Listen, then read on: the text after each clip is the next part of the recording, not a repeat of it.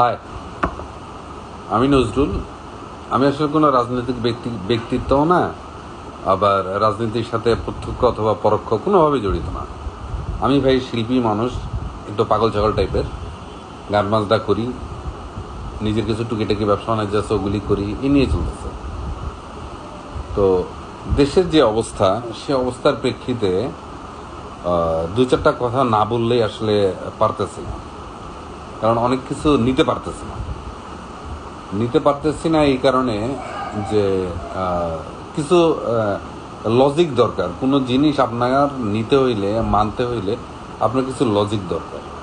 তো লজিকগুলি আসলে আমরা পাচ্ছি না, লজিকগুলি দেখতেছি না, যে কারণে আসলে মানে কথা না বইলা আসলে থাকাটা এখন অপরাধ মনে হয় আর কি। কারণ হলো আমি যদি এখন কথা না বলি এবং আমার মতো যারা আছে তারা যদি কথা না বলে, তাহলে দেশটাকে আসলে রক্ষা করাটা আমার মনে হইতেছে যে খুব বিশালভাবে কঠিন হয়ে যাবে। তো আমাদের আসলে একজন একজন করে কথা বলা উচিত। হ্যাঁ, এখন তো দেশ স্বাধীন হয়েছে, তো স্বাধীন দেশে তো একটু স্বাধীনভাবে কথা বলাই যায়। হ্যাঁ, আসলে কতটুকু স্বাধীন হয়েছে সেটা রাস্তায় বেরোলেই দেখা যায় আসলে কতটুকু স্বাধীন। দেখা গেছে যে আমার চেয়ে অনেক বয়স্ক মানুষ, ধরেন যে 75, 80, 85 এমন বয়সের মানুষও দেখা যায় যে রাস্তায় এখন কান ধরে উঠা বসা করে। তারপরে পিচ্ছি পিচ্ছি মেয়েরা, দেখেন নাতিনের বয়সী বললেও ভুল হবে, এর চেয়েও নাতিনের ঘরের মেয়ে, ঠিক আছে, তাদের হাতে এখন বয়স্ক লোকরা ঝাড়ি খাচ্ছে। তারপর রাস্তাঘাটে মেয়েরা, অন্যান্য ছেলেরা, পিচি পিচি ছেলে স্কুলে পড়ে, কলেজে পড়ে, এই সমস্ত ছেলেরা সিনিয়রদেরকে যেই ভক্তি এবং সম্মানের সহিত কাজ করতেছে, হ্যাঁ, এগুলি আসলে ভবিষ্যৎ প্রজন্ম এবং দেশটাকে কই নিয়ে যাইতেছে এটা বলাটা অনেক কঠিন ব্যাপার। হ্যাঁ, এবার আসেন যে ওদের আসলে অবস্থাটা কি। ওদের অবস্থা হচ্ছে যে ওরা তো এখনো বাচ্চা মানুষ, হুজুকের বসে একটা কাজ করে ফেলছে, অথবা হুজুকের বসে ওরা রাস্তায় নামছে, ওদের মধ্যে কয়েকজন গুলি খেয়েছে, ওরা শহীদ হয়েছে। আমরা যারা গার্ডিয়ান আছি, ফাদার মাদার, আমরা কিন্তু দেখেন দেশ, জনগণ কোনো কিছুর কথা চিন্তা না করে শুধুমাত্র আবেগের বসে, হ্যাঁ, যে ওই ছেলের বুকে গুলি লাগছে, আজকে তো আমার ছেলের বুকে লাগতে পারতো, এই যে ইমোশনটা, এই ইমোশনটার জন্য কিন্তু আমরা সবাই একসাথে রাজপথে নামছি। রাজপথে নামছি, পুলিশের গুলি খেয়েছি, রাবার বুলেট খেয়েছি, অনেক কিছু হয়েছে। তো সব শেষ কথা যেটা, সেটা হলো যে এই যে আমরা সংগ্রাম করলাম ছাত্রদের সহ, ঠিক আছে, ওকে ফাইন, ভালো কথা, ছাত্ররা আগে শুরু করছে, কিন্তু ছাত্ররা যেটা দিয়ে শুরু করছিল, যেই যুক্তিটা দিয়ে শুরু করছে, সেটাকে যদি সঠিকভাবে বিচার করা হয় দেখা যাবে সেই যুক্তিটাও ভুল। এখন আমার ছেলে কথা বলছে, আপনার ছেলে কথা বলছে, ওইটাই রাইট কিন্তু। হ্যাঁ, এবং দেখেন বর্তমানে যে পরিস্থিতিটা দেশের, ফুললি একটা বাচ্চাদের কারণে, যেমন আমরা বলি না যে এই বুড়া মানুষে কিন্তু ঝগড়া লাগলেও সেটা খুব দ্রুত সমাধান হয়ে যায়, অথবা সমস্যা হয় না তেমন একটা।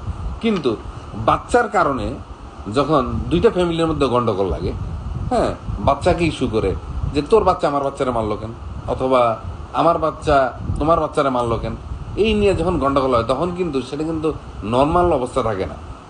হ্যাঁ, দেখা গেছে রাগের বশবর্তী হয়ে দেখা গেছে যে অনেক বড় কিছু হয়ে যায়, অনেক হাতাহাতি হয়ে যায়, মারামারি হয়ে যায়, আমাদের বয়সও হয়েছে এগুলি।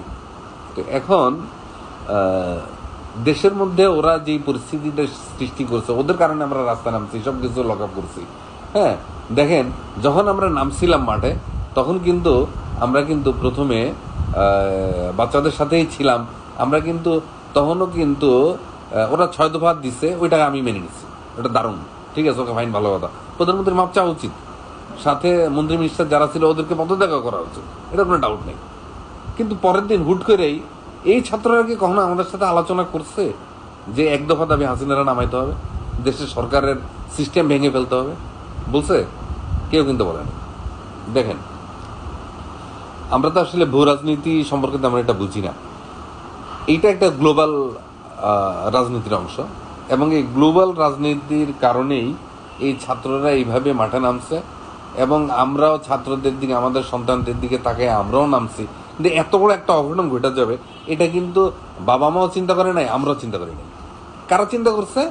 এর মধ্যে আমরা যারা মাঠে নামছি, হ্যাঁ, গার্ডিয়ান হিসেবে, আমাদের এই গার্ডিয়ানদের মধ্যে আপনি যদি বিচার করেন, 80% মানুষ জানে না যে পদত্যাগ হাসিনা করবে কি না, অথবা হাসিনারে পদত্যাগ কেন করানো হইতেছে, অথবা পদত্যাগ করার পর দেশের কি পরিস্থিতি সৃষ্টি হবে। আমরা সবাই একটা জিনিস চিন্তা করছি, আমার ছেলেকে কেন মারা হলো। হাসিনা অথবা আওয়ামী লীগ সরকার এটা অনেক বড় ভুল কাজ করছে, যে সে গুলি চালাইতে পারে না, তাকে গুলি চালানোর রাইট, এই ছোট্টখাটো একটা বিষয় নিয়ে গুলি চালানোর রাইট তারা কেউ দেওয়া হয়নি। আর এই দেওয়া না হওয়ার কারণেই সে কিন্তু আজকে দেশ ছেড়ে দেশে নাই, দেশ থেকে বিতাড়িত হয়েছে সে, অথবা দেশ থেকে চলে গেছে, যে যেটাই বলুন। তো আমার এখন এখানে কয়েকটা প্রশ্ন জাগছে না, এই সব এখন মাথা ঠান্ডা, সব ভেজাল কমে গেছে, মাথা ঠান্ডা হয়ে গেছে আমার। এখন আমার মনে প্রশ্ন জাগতেছে যে আমরা আমাদের বাচ্চাদেরকে ভার্সিটিতে পাঠাইছি পড়াশোনা করানোর জন্য, ওকে, কোনো জায়গায় অন্যায় হইলে সেটার প্রতিবাদ করার জন্য গেল, কিন্তু দেশে সরকার পতনের জন্য ওদেরকে কি ভার্সিটিতে পাঠাইছি? দ্বিতীয় প্রশ্ন, আজকে যদি হাসিনা না পালাইতো তাহলে এই বাচ্চাগুলির কি অবস্থা হইত? তৃতীয়, কিছুদিন পরে হাসিনা সরকার বাদ দিয়ে অন্য যে সরকার আসবে, তারা কি এই বাচ্চাগুলিকে ছেড়ে দিবে? বাংলাদেশের রাজনীতি কি বলে? চতুর্থ, এরা এখন প্রত্যেকটা ছেলে পেলে দেখবেন পড়াশোনা যা আছে সব বাদ দিয়ে স্কুল কলেজ পর্যন্ত ওরা বন্ধ করায় রাখছে। ওদের দেখেন পাওয়ার কত, ওদের পাওয়ার দিয়া ওরা স্কুল বন্ধ করে রাখছে, কলেজগুলি বন্ধ করে রাখছে। এখন পর্যন্ত স্কুল কলেজ খোলার কোনো নাম নাই।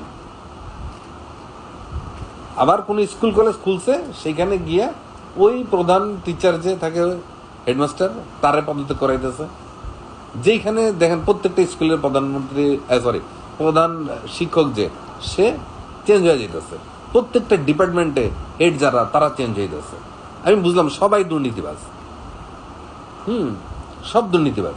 আপনি বলেন তো, আপনি দুর্নীতিবাজ না? আপনি দুর্নীতিবাজ না এটা আপনি বলতে পারেন?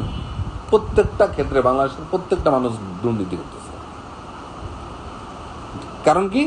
যে দুর্নীতি করে তাকে সাহায্য করা দুর্নীতিবাজ, যে জুলুম করে তার সাথে থাকাটাও জুলুমবাজ। তো এখন প্রত্যেক সেক্টরেই ওরা হাত দিচ্ছে। এবং দেখেন পুরা দেশের অবকাঠামোর যেই পরিচালক পর্ষদ যেটা, সেই জিনিসটাই একটা একটা একটা একটা একটা করে নষ্ট হয়ে যেতেছে। দেখেন আমাদের প্রধান উপদেষ্টারা যারা আছে, তারা পর্যন্ত এখন এই সমন্বয়কদের হাতের গোলাম হয়ে গেছে। যেটা হাসিনা করছিল, হাসিনার আওয়ামী লীগ করছিল, বিএনপি করছিল, বিএনপির লোকজন করছিল, যে আমরা যেটা বলবো সেটাই হবে। এই ছাত্রগুলি কি করতেছে? প্রধান উপদেষ্টা তার গলায় ঝুলাই দিছে, আপনাকে এটা মানতেই হবে। স্বরাষ্ট্র উপদেষ্টা তারা তো অলরেডি চেঞ্জ করে দিছে। তারপর আরো কিছু লোকজন, ওদের লোকজন আনতে হবে, প্রত্যেক জায়গায় ওদের লোক থাকতে হবে। ঠিক আছে ভাই, এগুলি কোন ধরনের বিষয়? আমি এক জুলুমবাজে দৌড়াইলাম, এখন ছাত্ররা নতুন জুলুমবাজ হয়েছে, সেটা প্রমাণ হয়ে যেতেছে না? এটা তো আসলে ছাত্রদের কাজ না। ছাত্রদের এখন পড়ালেখা শেখার সময়, নৈতিকতা শেখার সময়। ওরা এখন ভালো কিছু শিখবে, ভালো কিছু বুঝবে, দেন তারা রাজনীতিতে আসুক।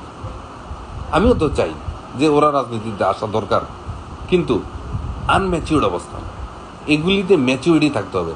এই যে ছেলেগুলি সার্জিস, আরো যেগুলি আসছে সাথে, ঠিক আছে, এগুলি সবগুলি তর্ক বিতর্ক করার ছেলে, এদের ওই ম্যাচুরিটি আসে নাই। ওদেরকে ওই ম্যাচুরিটি আনতে হবে, তারপর ওরা ফিল্ডে আসুক।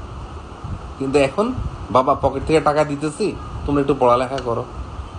আমার প্রশ্নগুলি থাকলো আপনাদের কাছে, একটু ভেবে দেখেন আপনি আপনার ছেলেকে কোন দিকে নিচ্ছেন, দেশের দিকে না দেশের বিরুদ্ধে, নাকি তুই রাজা।